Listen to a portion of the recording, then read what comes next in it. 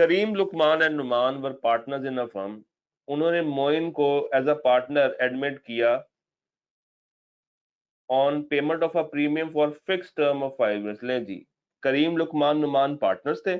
उन्होंने मोइन को पार्टनरशिप में जगह दे दी, मगर उसके साथ कॉन्ट्रैक्ट कर लिया कि हम तुम्हें पार्टनर इस शर्त पे बनाएंगे जब तुम फिक्स टर्म पे अगले 5 साल हमें प्रीमियम दोगे। However, the firm was dissolved after 3 years। Low ji, firm जो है वो बर्दाश्त ना कर पाई और 3 साल के बाद खत्म हो गई। Consequently हुआ क्या, Moin reclaimed the payment of his premium। उसने कहा भाई, मैं 5 सालों के लिए का मेरा कॉन्ट्रैक्ट था कि मैंने तुम लोगों को प्रीमियम पे करना था, तुम तीसरे साल में ही फर्म को डुबो बैठे हो, मुझे मेरा पैसा वापस दो, मुझे मेरा पैसा वापस दो। और other partners refuse to return. Other partners ने कहा चलो भागो यहाँ से, कोई कोई पैसा नहीं है।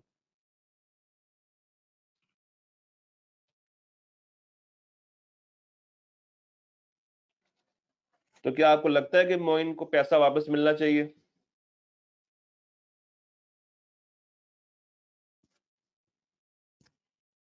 जी, आपको लगता है कि मोइन को पैसा वापस मिलना चाहिए यहाँ से? जी बिल्कुल, उसको लगता है कि वो सही कह रहा है और वाकई में सही कह रहा है। अगर अगर अगर ये देखना पड़ेगा कि फर्म जो डिसॉल्व हो रही है वो किस वजह से हो रही है। अगर तो उस मोइन की गलती की वजह से फर्म डिसॉल्व हो रही है या उसके किसी गलत हरकत की वजह से फर्म पे मसला आया है, फिर तो वो वापस मांगने का हकदार नहीं है। मगर अगर उसकी गलती नहीं है, करीम, लुकमान, नुमान की वजह से फर्म जो है वो डिसॉल्व हो रही है, फर्म खत्म हो रही है, तो उस केस में वो अपना रिफंड को क्लेम कर सकता है। इस सवाल में कोई इशू, या इससे पहले 2 सवालों में कोई इशू था किसी को? Anyone having any confusion? ले जी, डन। ले जी, 4 नंबर के लिए उसने पूछ लिया आपसे एम्प्लॉयड अथॉरिटी का कॉन्सेप्ट। तो एम्प्लॉयड अथॉरिटी में आपको याद होगा हमने एक लिस्ट पढ़ी थी कि कौन कौन से एक्ट्स आप नहीं कर सकते, कौन कौन से एक्ट्स आप नहीं कर सकते। वो लिस्ट आप लोगों ने यहाँ पे 4 नंबर के लिए कॉपी पेस्ट कर देनी है। इसमें तो कोई किसी किस्म का भी डाउट नहीं होना चाहिए। डन। ले जी, समीर, फौजिया, सौलत पार्टनर्स हैं। फौजिया ने ट्रांसफर कर दिया अपना इंटरेस्ट अपने बेटे आदिल को, मगर क्या उन्होंने ये बताया कि आदिल यहाँ पे कौन है, माइनर है या नहीं?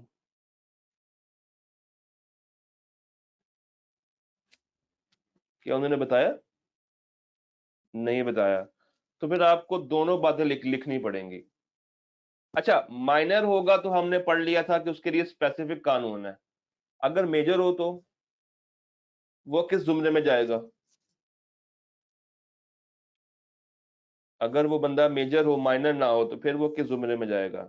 क्या वो बेनिफिशियरी बनेगा फिर? क्या वो बेनिफिशियरी बनेगा? क्या वो ट्रांसफरी बनेगा? बिल्कुल बनेगा। अच्छा, दोनों केस में क्या वो बंदा पार्टनर होगा? दोनों केस में मुझे बताएं, क्या वो बंदा पार्टनर होगा या नहीं होगा?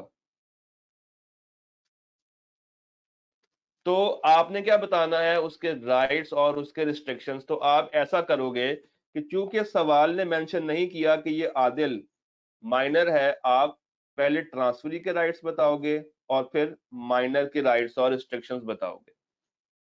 तो ये 6 नंबर के लिए आपको दोनों की बातें करनी पड़ेंगी और दोनों में दो दो बातें करनी पड़ेंगी, ट्रांसफर की अलग और अगर वो माइनर है तो अलग, क्योंकि सवाल ने स्पेसिफाई नहीं किया। बात समझ आई? उजैर, वकार, वहीद पार्टनर्स हैं और ये चाहता है कि वो अपना नेफ्यू यावर जो कि 17 साल का है वो बतौर पार्टनर लेकर आए। हाँ जी, माइनर आ गया। और माइनर के केस में आपने क्या क्या बताना होता है, उसकी राइट्स, उसकी लाइबिलिटीज, और क्या वो पार्टनरशिप को ज्वाइन कर सकता है या नहीं। इजी है,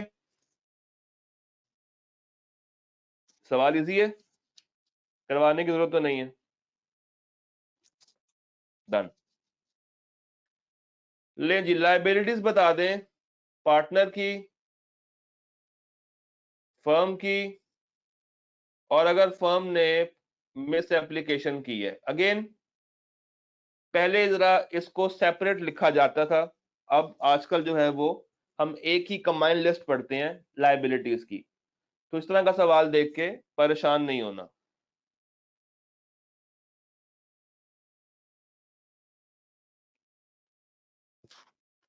हमें पता है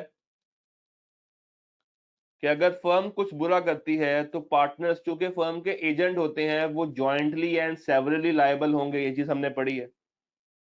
अगर पार्टनर्स ने कोई गलत हरकत की है तो फर्म भी जॉइंटली और सेवरली लायबल होगी थर्ड पार्टी की। आगे चलते हैं, ये सवाल देखने वाला है। अच्छा, क्या कह रहा है? वो कह रहा है Wasim and Xavier are partners in trading business. Yasin was admitted in the partnership firm for 5 years on the payment of premium. After 2 years of successful operations, the firm was dissolved. Firm को dissolve कर दिया गया. Yasin claimed refund of premium paid by him on admission as a partner. क्या वो entitled है? इस तरह का सवाल अभी करके नहीं आए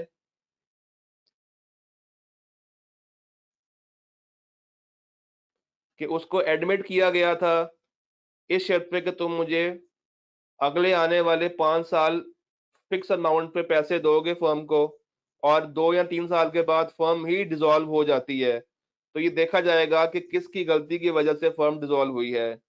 अगर नए आने वाले पार्टनर की वजह से फर्म डिसॉल्व हुई है तो फिर तो उसका मसला है। अगर उन्होंने गलतियां की हैं तो फिर वो क्लेम नहीं कर सकते। अगेन, रिपीट वाला सवाल है। पार्टनर्स के राइट्स बता दें जनाब, 6 नंबरों के लिए। Too easy. Marvi, Zahid and Ahmad partners हैं in a firm of consultants. Marvi, without informing Zahid and Ahmed, started his own business of fashion garments. लो जी, उसने अपना बिजनेस शुरू कर दिया। अब जब जाहिद और अहमद को पता चला तो उसने उसको पार्टनरशिप से एक्सपेल कर दिया, निकाल दिया।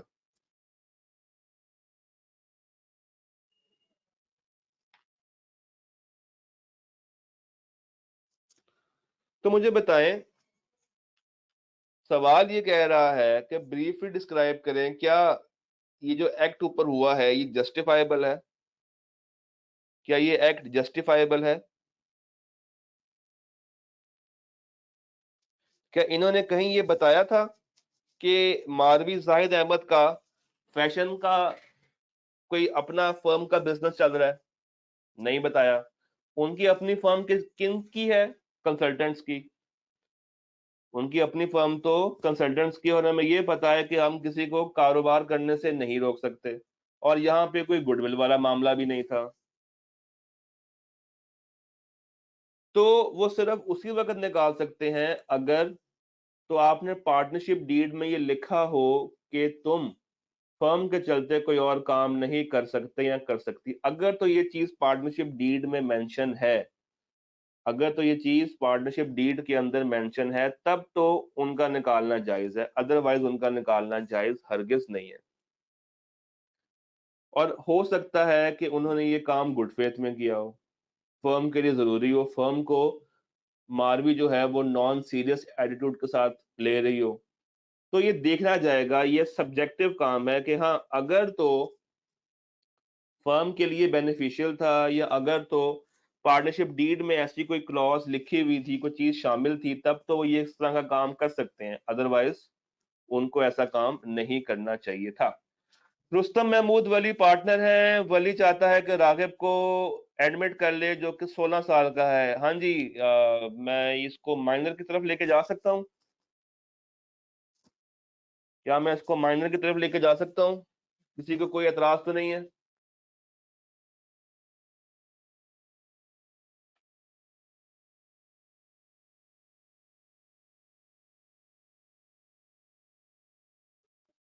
मुझे बताएं, जो पैसा है वो डेथ के बाद अगर दिया जाए, अगर डेथ के बाद नुकसान हो, तो क्या फिर उसकी स्टेट लायबल होगी?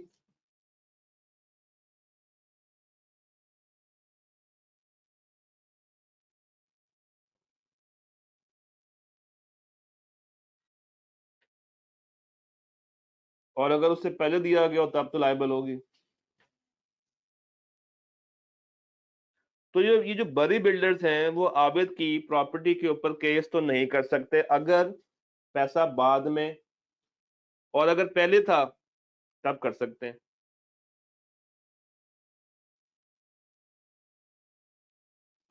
डेथ के केस में हमने याद करो एक चीज पढ़ी थी एस्टॉपल और होल्डिंग आउट में, उसमें एक एक्सेप्शन थी डेथ वाली। अब उनकी गलती है डेथ का, उन या मरने वाला बंदा नोटिस दे के मरेगा क्या कि मैं मर रहा हूं, या वो मरने के बाद देगा नोटिस?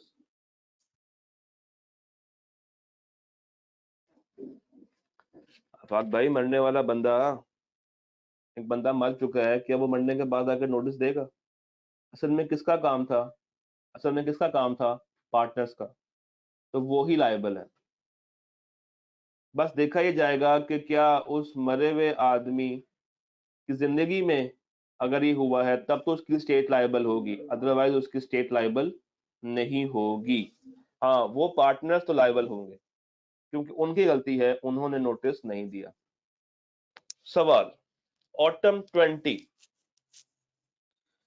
क्वेश्चन नंबर 5 था, और आप देखें 7 मार्क्स के लिए उसने थ्योरेटिकल पोर्शन को डिस्कस किया। 3 नंबर ऊपर, 4 नंबर नीचे, और 3 नंबर के एमसीक्यूज होंगे डेफिनेटली। वो कहता है कि Saeed, Mona, and Burhan are engaged in partnership business. On 26 March, they admitted Laila, ले जी वो नए पार्टनर को लेकर आ गए हैं, on her 17th birthday. Okay, यानी कि लैला कौन है? Laila is minor.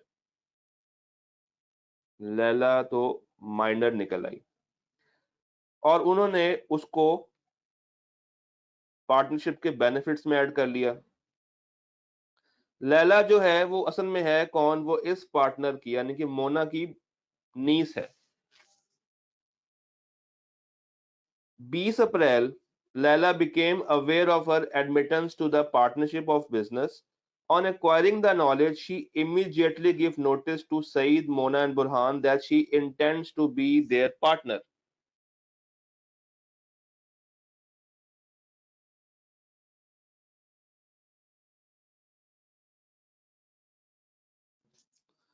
उसको एडमिट कब किया? 26 मार्च को। और उसको पता कब चला? 20 अप्रैल को। उसको एडमिट कर लिया गया था 26 मार्च को, मगर उसको कब बताया? 20 अप्रैल को। तो जैसे ही उसको पता चला कि वो अब इस फर्म की पार्टनर तो खैर नहीं है, मगर वो बेनिफिट्स ले रही है पार्टनरशिप वाले, तो उसने इमिडिएटली नोटिस दे दिया सईद, मोना और बुरहान को कि वो इंटेंशन रखती है कि वो पार्टनर बन जाए। अभी वो है 17 साल की। अभी वो है 17 साल की।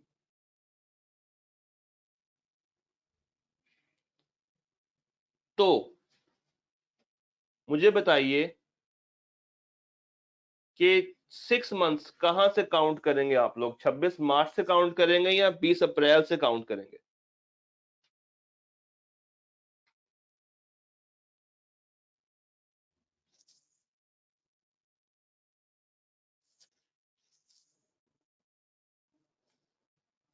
देखें, उसकी डेट ऑफ बर्थ क्या है? उसकी डेट ऑफ बर्थ क्या है? डेट ऑफ बर्थ है 26 मार्च 2019, यानी कि 26 मार्च है, ठीक। और वो है 17 साल की। वो है 17 साल की।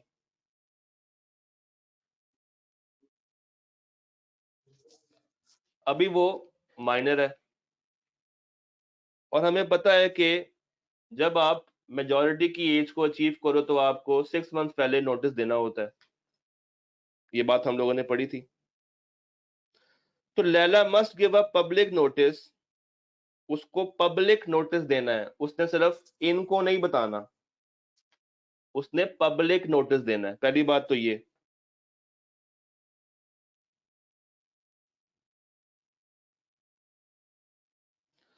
तो 6 मंथ्स आप लोगों ने कहा कब से काउंट होंगे, 20 अप्रैल से या 26 मार्च से? डेफिनेटली लेटर ऑफ, हमने कहा था ना लेटर ऑफ, तो वो है 20 अप्रैल।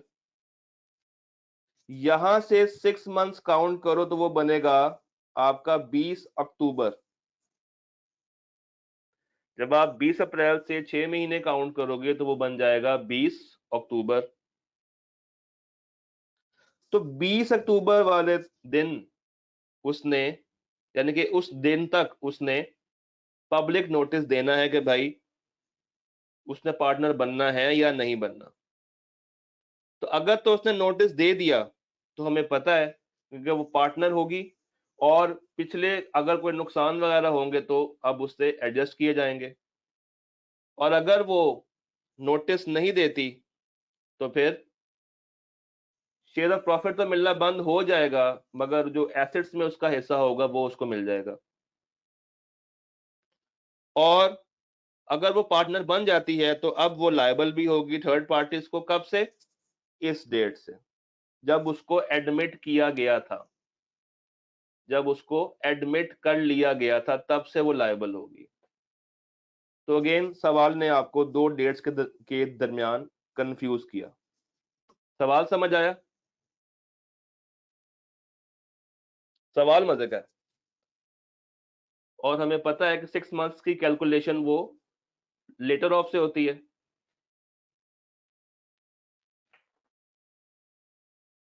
डन। तो 4 नंबर के लिए उसने आपका कॉन्सेप्ट को टेस्ट किया। अच्छा जी, ऊपर क्या है? Saima Ahsan and Bari are partners in a law firm. Bari received an advance of rupees 1.5 lakh from one of firm's client for defending a lawsuit.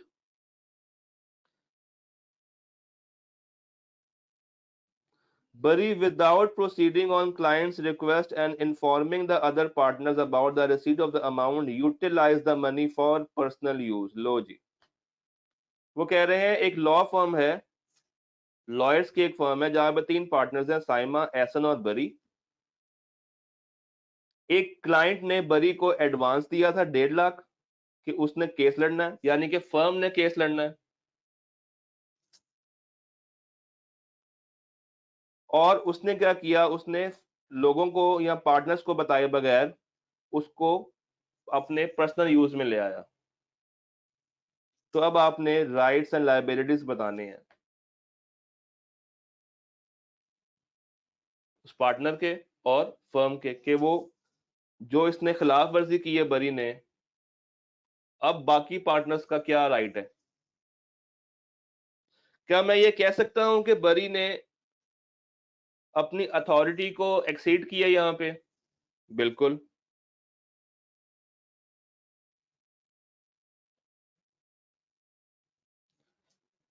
मगर उसने कब अपनी अथॉरिटी को एक्सीड किया? जब उसने पैसा पर्सनल यूज में लगाया। क्या बरी पैसे ले सकता था? क्या ये उसकी इम्प्लाइड अथॉरिटी थी कि वो क्लाइंट से पैसे ले? बिल्कुल उसकी अथॉरिटी तो थी, मगर उसकी अथॉरिटी ये नहीं थी कि वो उसको अपने पर्सनल यूज में ले आए। उसकी अथॉरिटी ये नहीं थी कि वो उसको अपने पर्सनल यूज में ले आए।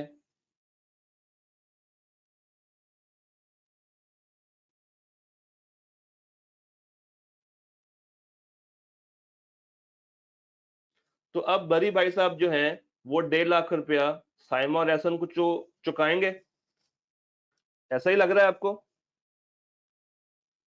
तो बरी जो है वो पर्सनली लायबल होगा इन पैसों का कि वो इनको वापस करे। ले जी, आगे निकलते हैं। अगेन एक रट्टे वाला सवाल लाजमी आ रहा है। इसमें आपने ड्यूटीज बतानी है पार्टनर की, जो कि आप एग्रीमेंट से मॉडिफाई नहीं कर सकते। और ऐसा ही सवाल अभी हम 2 स्लाइडें पीछे देख के आए हैं। सवाल सेम लग रहा है ना?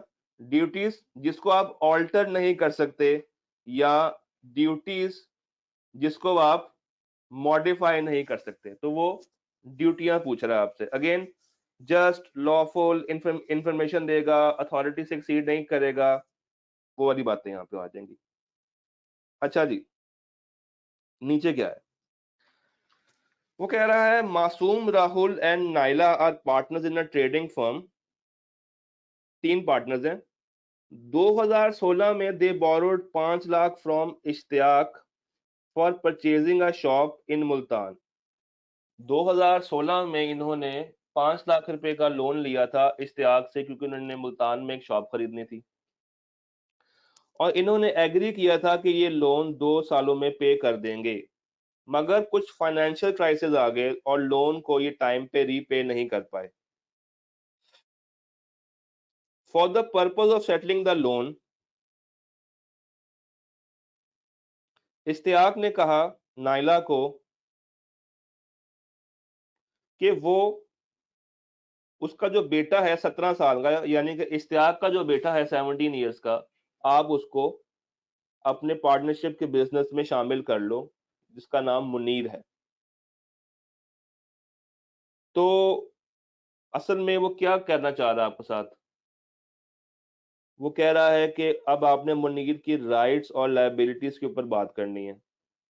तो मैं ये कह सकता हूं कि वो माइनर के राइट्स और लायबिलिटीज के ऊपर सवाल पूछ रहा है हमसे। उसने इतनी कहानी बनाई है, असल में बात क्या क्या पूछी है कि भाई माइनर के राइट्स और लायबिलिटीज बता दो। तो 4 नंबरों के लिए आप बता देंगे माइनर के राइट्स और माइनर की liabilities.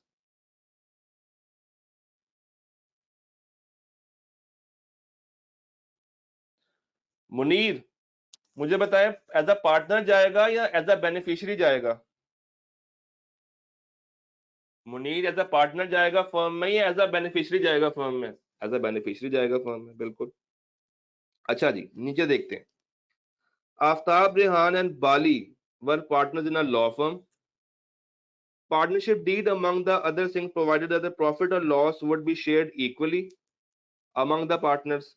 The firm continued its business for many years, with Aftab receiving 50% share in the net profit और बाकी 25-25% दोनों को जाता था। यानी कि आफाक 50% का मालिक था, रेहान और बाली 25-25 के मालिक थे, और इसी रेशो में प्रॉफिट लॉस भी जाता था।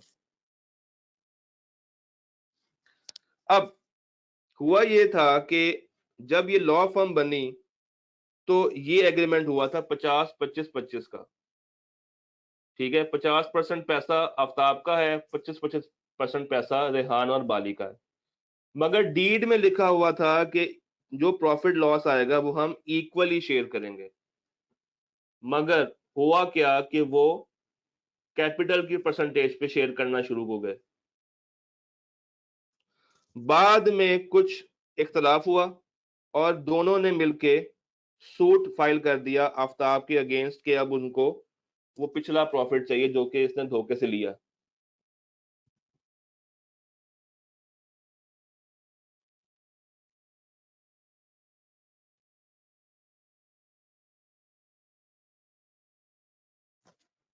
तो अब अगेन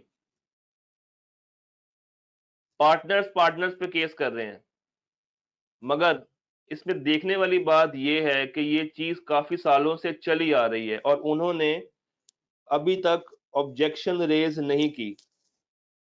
उन्होंने अभी तक ऑब्जेक्शन रेज नहीं की। होना क्या चाहिए था कि पहले साल ही रेहान और बाली जो है वो ऑब्जेक्शन रेज कर देते आफ्ताब के अगेंस्ट के भाई जो लिखा हुआ है डीड में उसके मुताबिक मुझे प्रॉफिट का शेयर दो।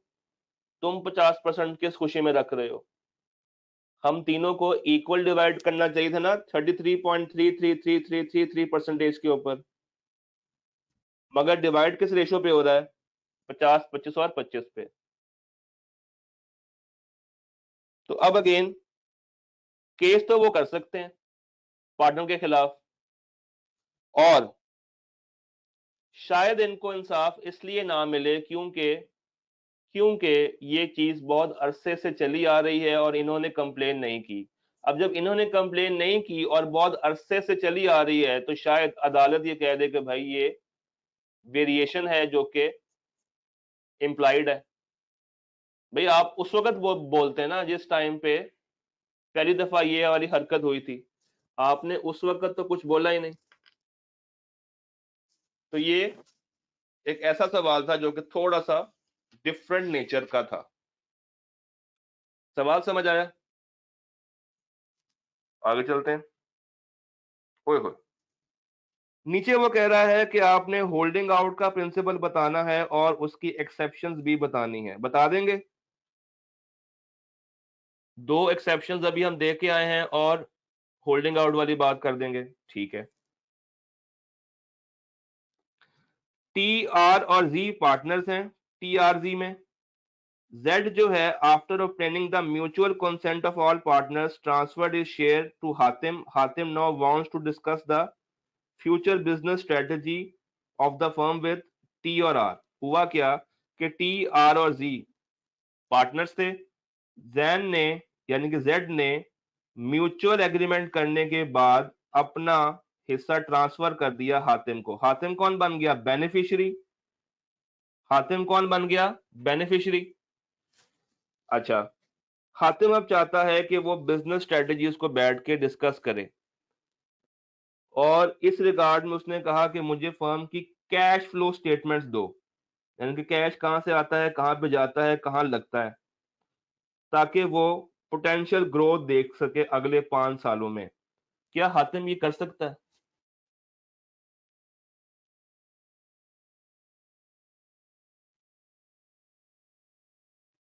कि हातिम को ये हक हासिल हो गया है कि हातिम पार्टनर है?